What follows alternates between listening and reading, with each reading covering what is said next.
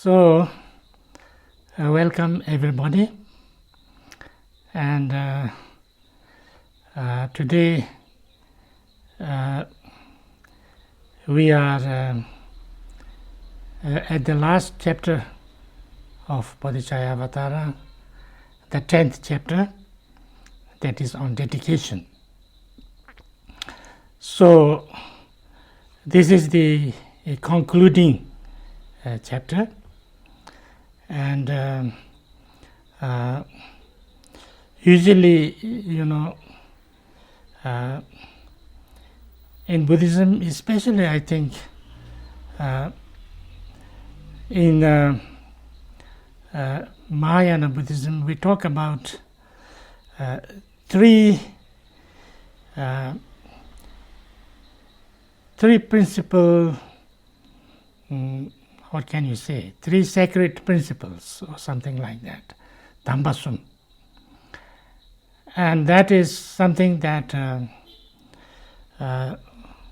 is recommended to apply in every practice one does.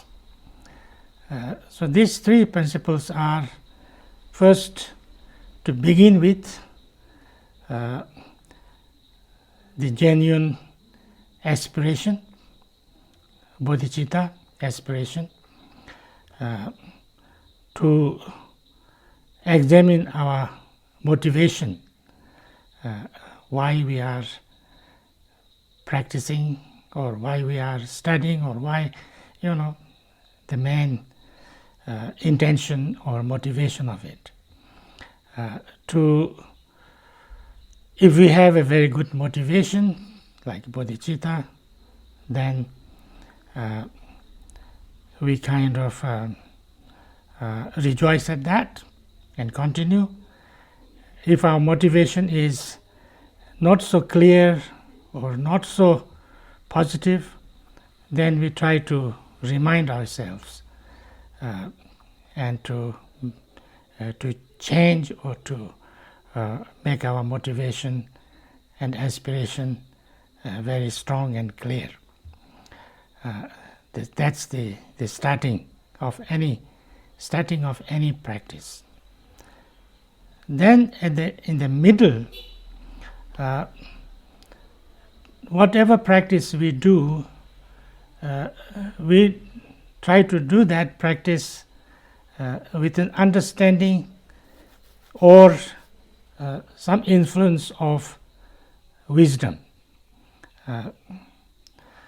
The wisdom, through some understanding or experience of wisdom, we try to do the practice. That is the second. And then at the end, we dedicate it. Whatever practice we do, we should try to dedicate it. Dedicate it in the same way as our motivation was. That whatever, a positive result or, positive karma that would come out of this practice or this whatever good things I do, I would like to dedicate those positive deeds, those positive karma, as we generated in the aspiration for all the sentient beings, for their, end of all the sufferings and pain and problems, and to, bring the lasting peace and happiness to all of them. So this is the dedication. Now, in this chapter, this is the kind of dedication made by Shantideva. So dedication means like giving away, actually. Giving away. And whatever positive things that comes out of this practice, or whatever, these studies, this listening and talking about the Bodhicaryavatara and all the 6 paramitas and things like that, that whatever good things it will, the results that is there, I give it, I share it, I dedicate it to all the sentient beings. Now this dedication therefore is regarded very important because it is taught that, I think we mentioned it also in the chapter on patience, that if you do something very positive, but after that, if you do something very negative, or if you have a very strong negative emotion also, it could affect the positive deeds that we have done. So therefore, if we dedicate it before we have that negative emotion, or if we do anything negative, then that positive result or that positive action remains intact, and it is never affected because we have already given away. So therefore, dedication is regarded a very important method to safeguard all the positive actions that we do. On top of that, it is also regarded as very important and very skillful way of, enhancing or multiplying our positive actions. Because, if we do a positive action, and if we dedicate it for a small cause, then after accomplishing that small cause, then its result is over. But if we dedicate it for a very big and very, long kind of term, and covering lots of people kind of project, then the result of that small action that we would do will not be exhausted until that for which you are dedicating is not accomplished. So therefore it is said, it is a very, it multiplies. The more well we dedicate it, the more, that positive deed becomes multiplied. And also, the more widely, for all the beings, like, we dedicate, for higher purpose we dedicate it, the strength of that positive action we do becomes stronger. So therefore it is regarded as a very important method, skillful way of multiplying and enhancing our positive actions. On top of that, it is also a giving action. It is a generosity, a perfection of the generosity thing, to dedicate, to give. So therefore dedication is very much recommended. After every, whatever little practice or whatever positive action we do, even if we have a little good thought or positive, thought, we try to, dedicate it so that it becomes, reserved, preserved, and it becomes multiplied. So therefore,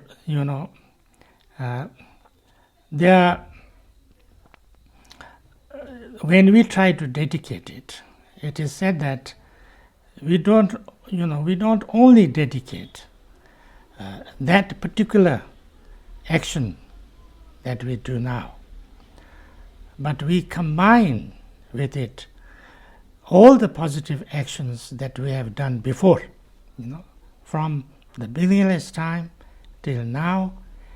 Every positive actions I have done, together with all the positive actions that I am doing now at this moment, as well as every positive actions that I am doing in this life, together with all the positive actions that I will be doing in the future, all of them putting together.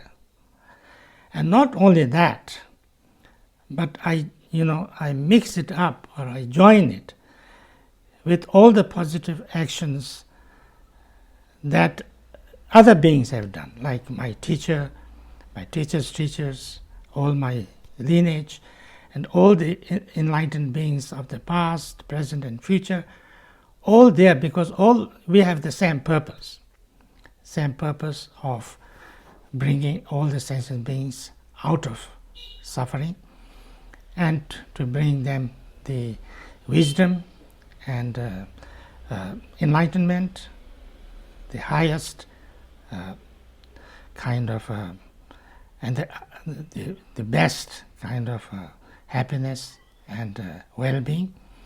So all of them together I join with all the forces and then dedicate that. And dedicate that also first for everybody, without leaving anybody out. All the sentient beings throughout the space, wherever anybody is there, I dedicate it for them, so that all their sufferings, pain, problems, these are the result of the negative actions. And then the causes of negative actions, that is the negative activities, negative emotions, and ignorance, whatever, may they be completely eradicated. And not only that, but they may all be, very quickly attain the lasting peace and happiness, and complete enlightenment to all of them. So this is the kind of general and first dedication. Because, the dedication is usually done from the most important, from what covers the most, to then kind of go down to more and immediate and more kind of short-term basis. So therefore first for all sentient beings, for all this, and then slowly then to our world, then to my country or my my people, or certain problems that we're having now. Like this we go down, down, down, and at the end to myself. That's the way, and this is kind of the way this dedication is also kind of arranged. Now, of course, the words of the dedication chapter are quite simple. I think I don't need to say too much about that. Only thing maybe I would like to say is that this is this way of dedication. First, there's dedication to get rid of all the sufferings of the six realms. Then one by one it's written here. Then also all different kind of things. I don't think I will have to go through each and every one of them. First, all the sentient beings, the six realms problems, may all the negative things be dispelled. Then all the good things might come, may everybody have, Bodhicitta and, all kind of, positive things. And then also, there is bringing in the blessings of enlightened beings and great bodhisattvas. May this come to effect, because these enlightened beings and great bodhisattvas have already accumulated so much positive actions, so much positive, deeds, that they are very powerful in this. So if I connect my positivity with them, then it is believed that it will become much more powerful. And this dedication is important because it said that everything works, as we have maybe already discussed a little bit on Tendel, interdependence. So therefore,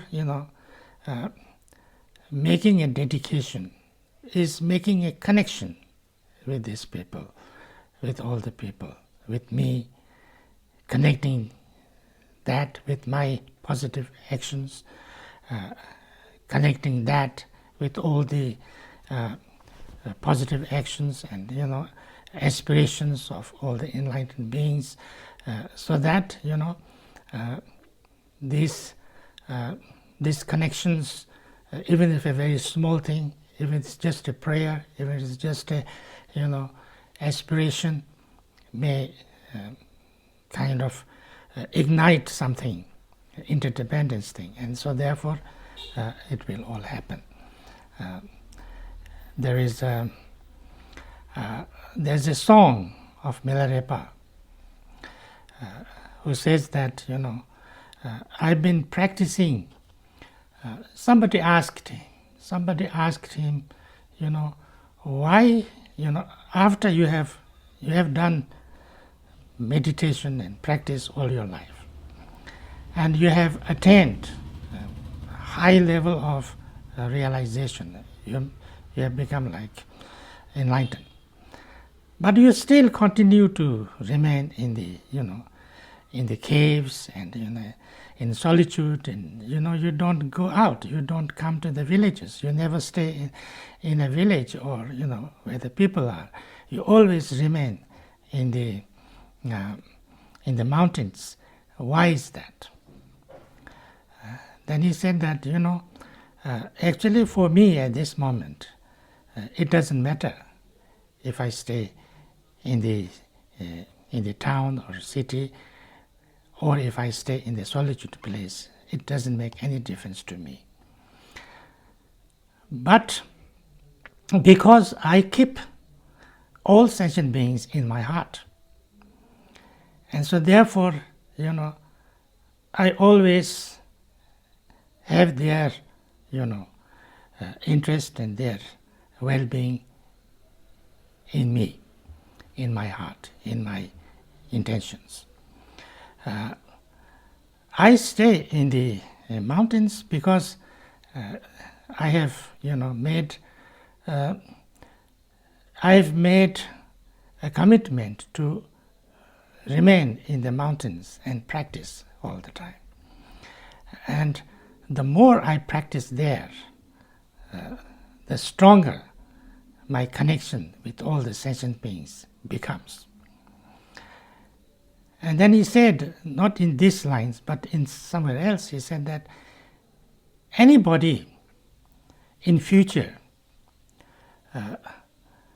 who makes any connection with me, whether it's just remembering my name, or just calling by my name, or making any kind of connections or contacts with me, then this person will be connected to my positive actions and positive merits, and so therefore I promise that those people will never actually go into the lower realms. So that's why he said that Rela Gambi Gamcheto, the meditator or the yogi who meditates in the mountains, and the people who support him in the villages, there is the interdependence, that they could become enlightened at the same time. And the essence or the main, what can you say, the interdependence, the main cause of interdependence is dedication. So that's why dedication becomes extremely important. It becomes a catalyst to share your positive results, your positive actions, and also bring the positive accumulations, not only of yourself but many great beings of the past to other beings. So that's why dedication becomes very important. And so therefore at the end of every practice we do the dedication. And in this chapter it's a very nicely written, nicely expressed dedication. It will I think it includes everything. So usually what is said is that we should try to dedicate. We should, if we sometimes we dedicate, and if we are not skillful and we don't have enough wisdom, sometimes we can make kind of wrong kind of wishes. So therefore, it is sometimes better to use dedication and dedication prayer, done or made by some great masters of the past. And also sometimes it is said that if we don't know how to dedicate properly, then we should say, as the great Bodhisattvas and Buddhas of the past have dedicated, like Bodhisattva Manjushri, Avalokiteshvara, Tara, and all the great Bodhisattvas and Buddhas, I also dedicate in the same way. So if we do that dedication, then it kind of includes everything, and we don't leave out anything. So that's why this when we do the dedication, sometimes there's one stanza here which is then just one stanza, but it kind of covers everything.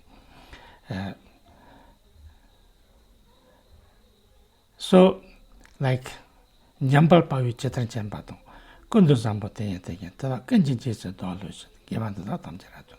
He says, as the Bodhisattva Manjushri, did it or understood it or explained, and also the Bodhisattva Samantabhadra and all other Bodhisattvas did it. By following their footstep, I dedicate all my positive actions for all the sentient beings in the same way. So if we say that, that kind of covers all the dedication. So that's how, that's the shortest way of dedication. So this is more or less the dedication, and then at the end he comes to himself, and then he says, that the Manjushri was,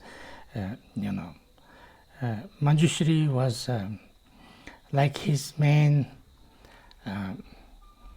guide or protector, as maybe we already mentioned. Shantideva was a prince in kind of more southern part of India, and in his kind of childhood, maybe you can say, when in his teens, somebody gave him a practice of Manjushri, and he did that practice, and he had a vision of Manjushri, and he took Manjushri as his kind of Bodhisattva, as his guide, as his mentor, things like that. And then when he grew up, and it was time for him to get enthroned as the next king, his father kind of abdicated, and then he was going to make him the king. But he was a little bit, doubtful whether he should become the king or not. And then the day before he was to be enthroned, he had a dream. And in this dream, he saw Manjushri sitting on the throne on which he was supposed to sit the next day. And then Manjushri looked at him and said, "Are you going to sit on my throne?" And then he woke up. And he thought this was an indication that he should not sit on the throne because it was the throne of the Manjushri, and he ran away. The same night he ran away, and then he went to East India, somewhere in Assam, and then he met some great, teachers, and he took robes, he became a monk, and then, that's how his life started. So therefore, later on also, whenever he wanted, he could have a vision of Manjushri and ask questions and things like that. So here also he says, may always be, guided and by Manjushri. And so this kind of thing, this is like the last few lines is about his own, wishes for himself. So this is how you do it, first for everybody, then for specific things that you want to be dedicated, and then at the end for yourself. So this is the dedication. I think I would not talk too much more. And now we have come to the end of the Bodhicaryavatara, and it is in a kind of a hodgepodge way, but a little bit kind of covered. So I also come to understand that there will be more teachings on Bodhicaryavatara in the Buddhist society here, and they will teach from, the James will teach from the Sanskrit directly also. So I think it will be very good. So thank you very, very much. I'm very honored to have this opportunity to talk about Bodhicaryavatara for last few months, and and for everybody who could come and join with me. And I would like to thank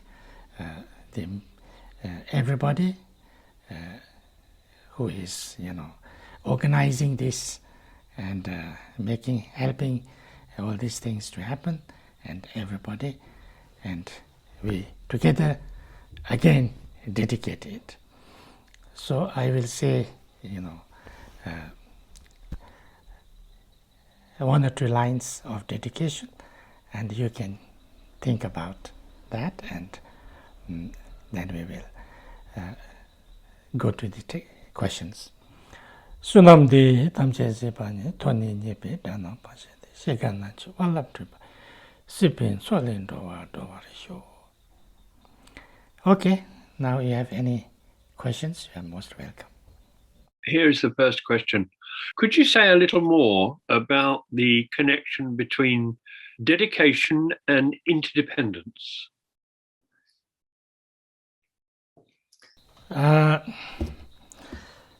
Interdependence is, interdependence is about how things are, things, to try to look at the nature of everything, and then understanding that everything is actually existing interdependently. That's the interdependence, how things really are.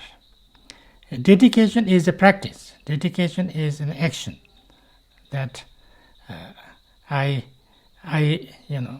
whatever positive deeds I do, I dedicate it, or I I live it, or I give it, or I share it with other people.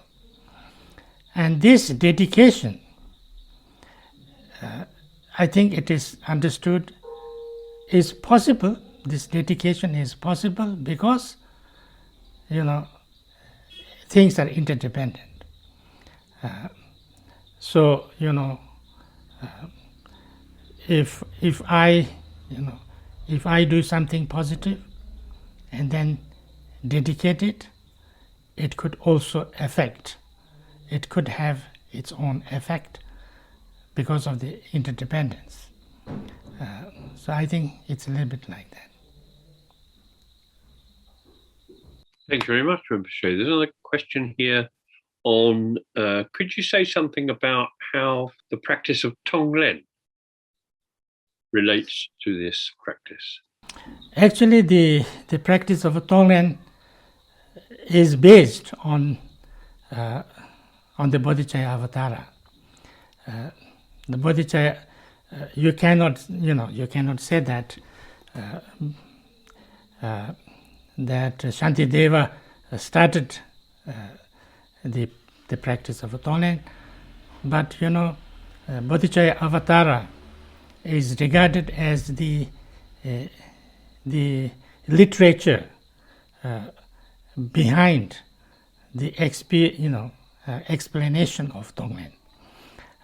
So the Tonglen practice is very much based on the understanding of the Bodhicaryavatara. So Bodhicaryavatara is very much the Tonglen practice, especially actually in the 8th chapter. There's explanation about exchanging. First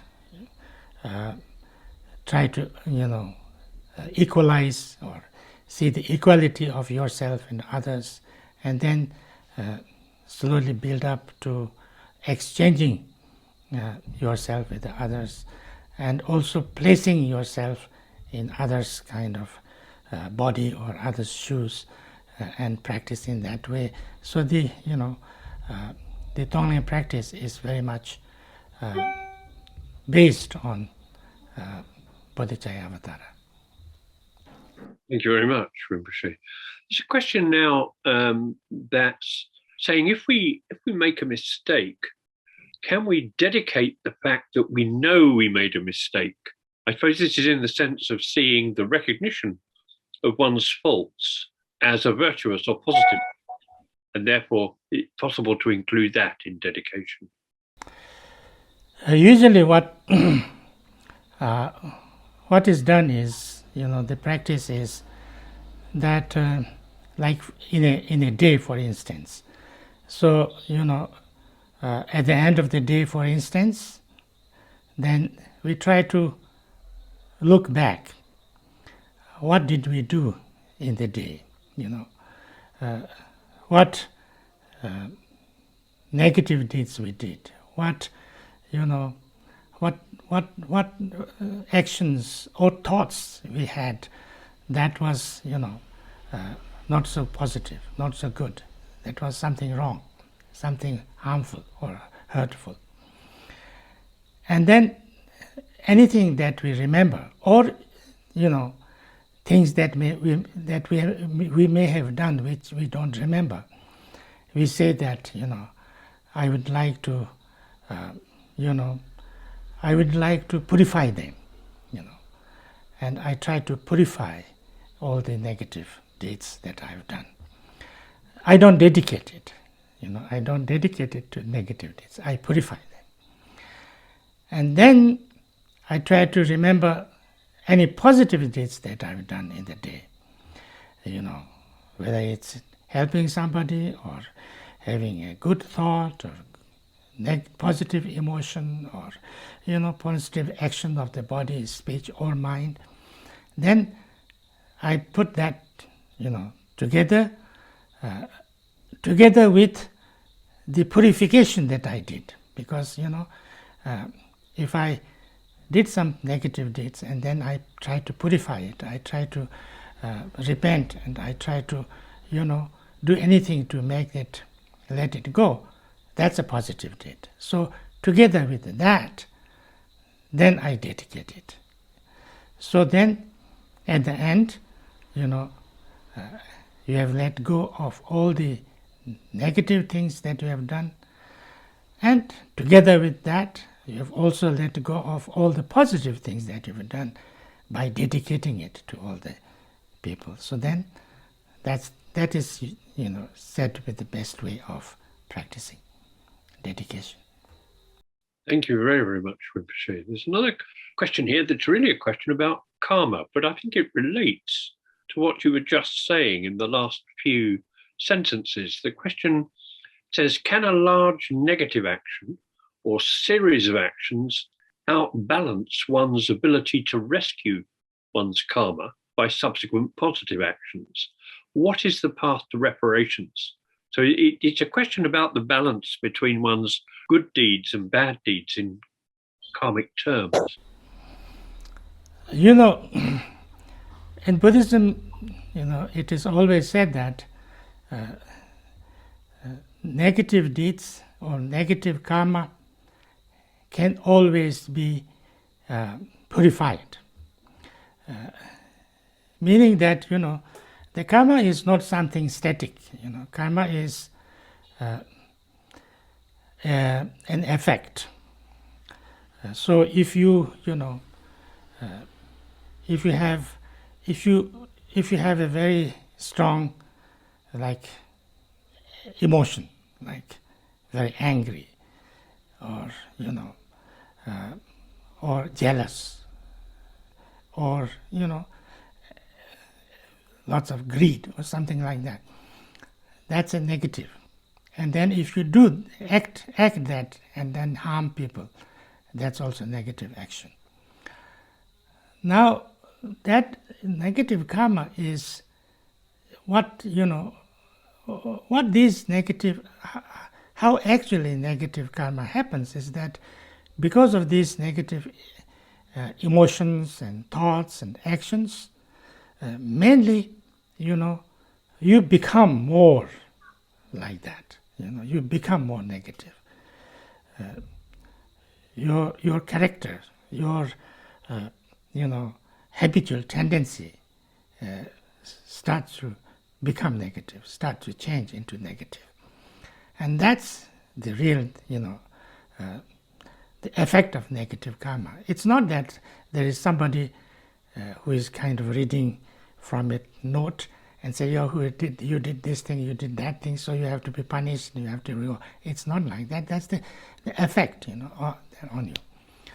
So therefore, if I really, really want to change and transform and, let go of these thoughts and emotions and, actions and reactions and whatever, then I have purified. So I can totally purify myself, And from Buddhist point of view, actually, to purify is not so difficult. It is said that, there is a kind of, question that does it take same amount of efforts or same time to purify a negative action than what it took to make the negative action. From Buddhist point of view, it says no, that's not possible, because if to purify your negative actions take the same amount of time and energy to accumulate that, then we will never be able to purify everything, because we have been doing negative things for countless eons. So actually, how much we can purify them depends, it's not depending on time, it's depending on how transformed I become. If I have lots of compassion, I get rid of so much negative karma. If I have very good and a very strong wisdom, then I can immediately or completely in one instant purify all negative karma. So therefore, as long as I transform, negative karma is gone. So therefore, to purify negative action is to transform yourself. So therefore, it's not something that for each negative deed I have to do something positive, or I have to experience that in the negative result, and only then I can. That's not from Buddhist point of view. Thank you very much, Rinpoche. That was a very clear answer. This one is relatively simple, I think. Someone's asking, you recommended the 2008 rather than the earlier 1997 edition of the Padmakara translation, and they were asking, what's the difference, and is it important to their understanding or practice? I assume it's just the updating, but you will know much better than I. I really didn't compare them, but it was a revision, they revised the translation. So I assume that it will be the better one because they revised on the old one. I haven't really compared or anything like that. Thank you very much, Rinpoche. So the next question is saying that they learned before that there's a superior form of dedication, namely a dedication free of the three concepts of self, other, and the action or content of the dedication. Can Rinpoche say something about that way of dedication? The more wisdom we experience or we have, the stronger, the positive thing becomes. Stronger or more nearer we become, for enlightenment, actually. So therefore, even when we dedicate, or, like we said in the three things, if we can bring the experience or understanding of wisdom in anything, that will become stronger, that will become more perfect. So therefore, even in dedication, if we can dedicate without too much grasping or too much or any attachment to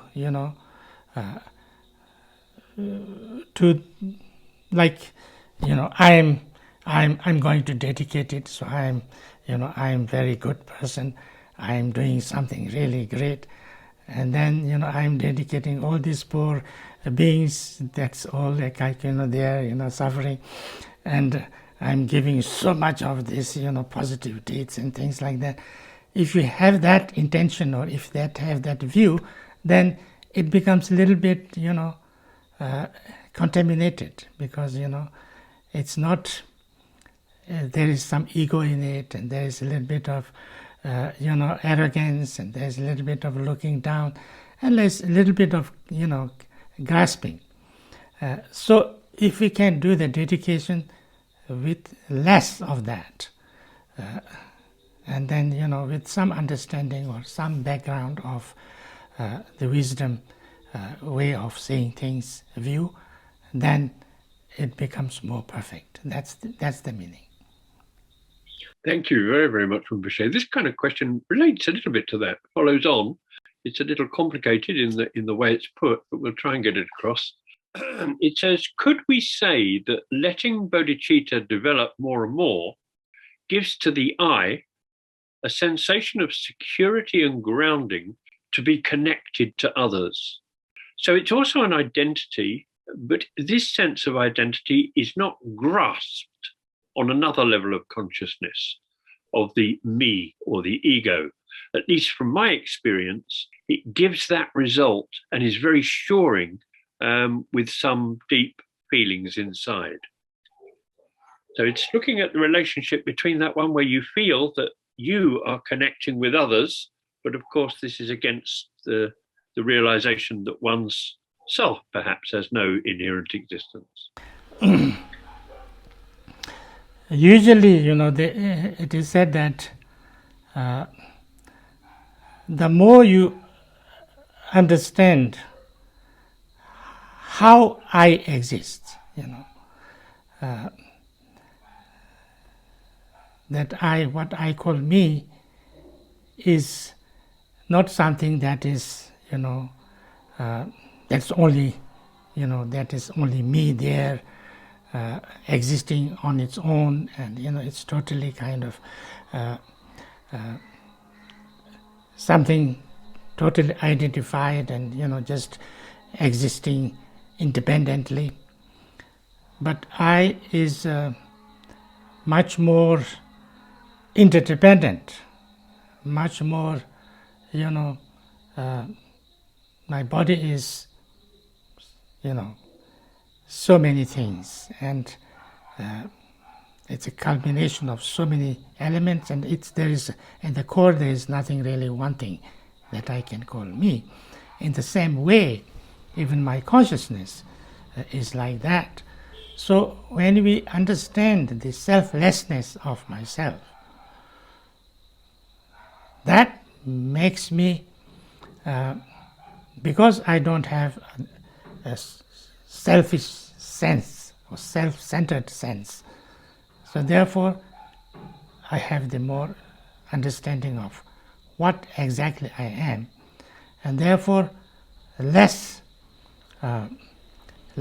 ego, and less fear, and less, self-centeredness, and therefore more compassion, and much more like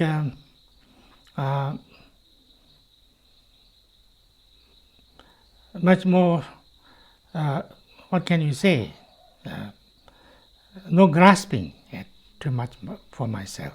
So therefore it brings, so this is the wisdom way of generating compassion. And even compassion, not as saying I am compassionate, but just being compassionate because I don't have to run after my own needs and things, and like that. So when that kind of understanding a little bit develops, then your way of dedication is also becomes much more normal, because it's not like I am giving it away, I am dedicating. It's natural that whatever I do is for everybody, and actually there's nobody I have to give it, but people who have problems of realizing what they are, and therefore they have all this self-centeredness, they have all this ego, and all kind of negative emotions and things like that come from there. So just to awake from there. So when that understanding comes, then working for the well-being of others, they say, it becomes like a natural thing, not like I'm such a great person, or I'm doing so many positive, great things that nobody does. That kind of, so this is the idea, I think. Thank you very much, Rinpoche. The next question is saying, thanking you for your teaching, and saying, please could you describe the name or state of mind that led or inspired or propelled the Buddha to find enlightenment, and how can we cultivate that? It is said that there are different stories about this. Like Buddha, if you're talking about the Buddha Shakyamuni, there has been countless Buddhas before. So from Buddhist point of view, this is the era of Buddha Shakyamuni. Buddha Siddhartha Gautama Buddha.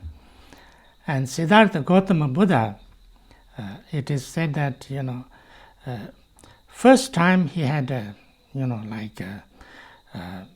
little, you can say the first effect of Bodhicitta, you can say, happened when he was in Helldom. Long time ago, it is said that he was in the Helldom due to some reason, and then he had this experience that he had to pull and solid metal kind of a cart, very big and heavy, on a burning ground with another person.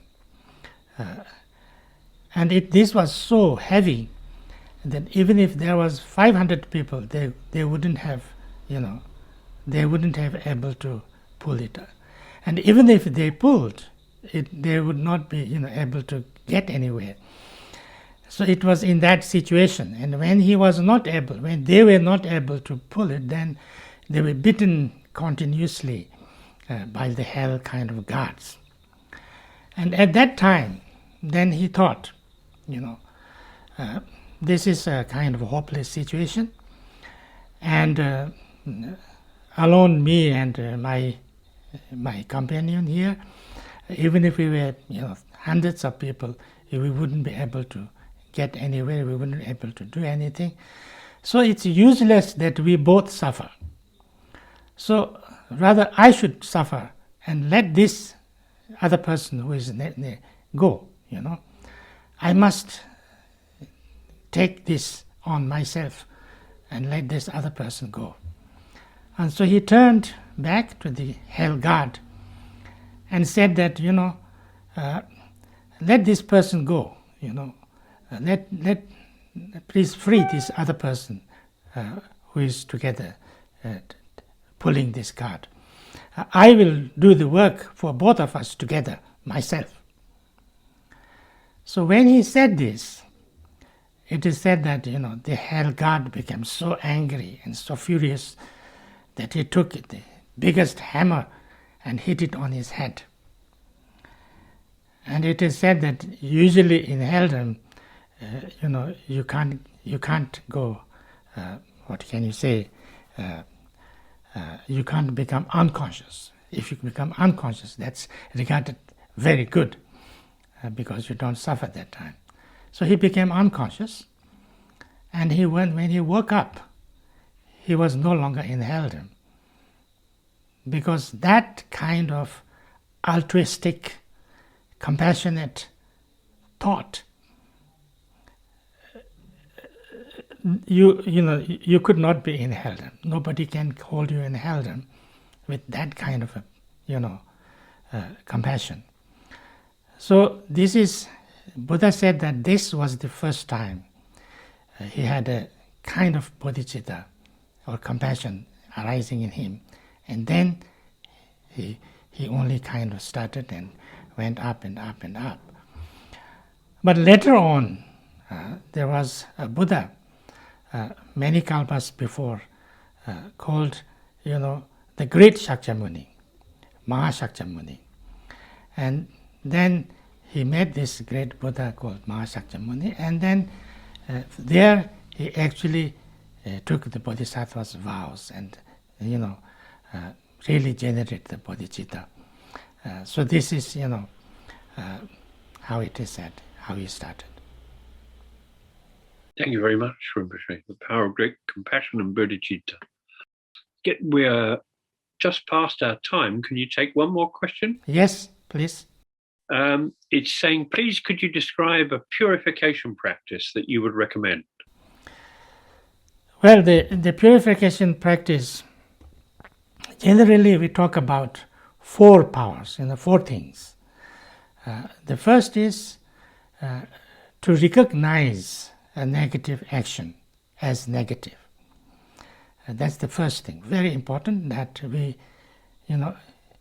if I did a negative action by your body, speech or mind, you recognize that this is not good, this is something negative, this is something harmful to myself and others.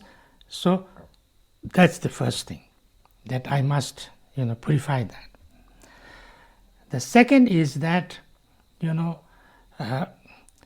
I do something positive. Instead of doing this negative, I would do something positive. And then I could do something to balance that, negative, and make a kind of a promise not to do this kind of negative things, or I should lessen doing this kind of negative actions to make this a kind of intention, or strong kind of what can you say,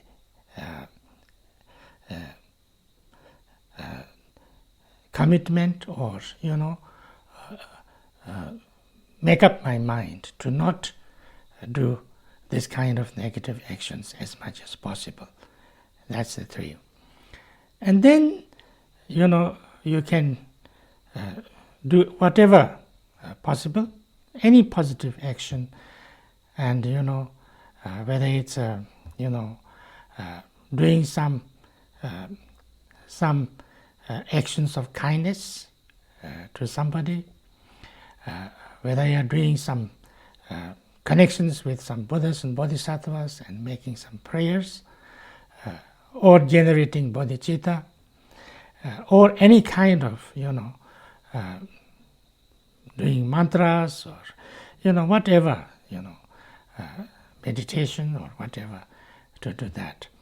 So then that's the purification. So once, actually the main thing is you recognize this is a negative deed.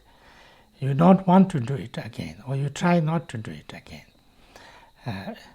You try to do more positive, and then do some actions that could balance this negative.